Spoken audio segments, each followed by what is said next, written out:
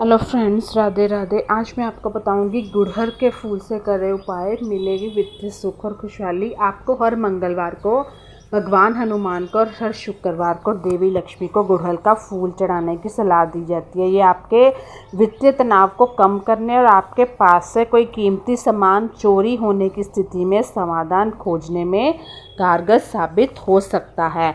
आपने बहुत से टोटके उपाय सुने होंगे, लेकिन गुड़हल का पौधा घर में लगाना भी बहुत शुभ माना जाता है। इसका उपाय भी, अगर आपकी कुंडली में मंगल से संबंधित कोई ग्रह दोष है, यानी मंगल ग्रह की स्थिति कमज़ोर है, तो इससे शादी में देरी, दुर्घटना की संभावना, पार्टनर से मनमुटाव जैसी समस्याएं होती हैं।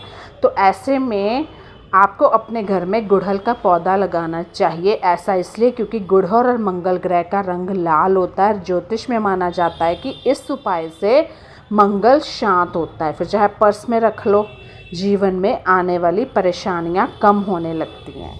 या मंदिर रोज़ नहीं जाया जाता तो कभी तो भगवान को भी याद करो। सूर्य दोष से छुटकारा पाने के लिए गुड़हल के फूल का वास्तु उपाय। गुड़हल का फूल भगवान सूर्य को बहुत प्रिय माना जाता है, और अगर आपकी कुंडली में सूर्य दोष है तो आपको अपने घर की पूर्व दिशा में गुड़हल का फूल लगाना चाहिए। ऐसा माना जाता है कि फूल का रंग लाल सकारात्मक ऊर्जा का संचार करता है, नकारात्मकता को नष्ट करता है।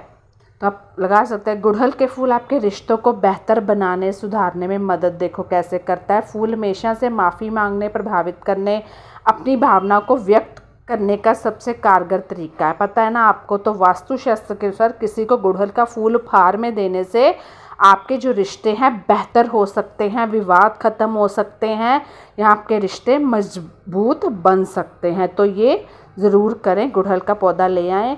दूसरा है कि क्यों नहीं होते हिंदू धर्म के इन देवताओं की पूजा।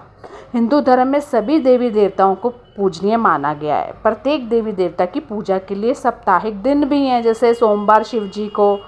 शास्त्रों में यह वर्णित है कि घर में किस विधि के साथ देवी देवताओं को स्थापित कर उनकी आराधना करनी चाहिए। वही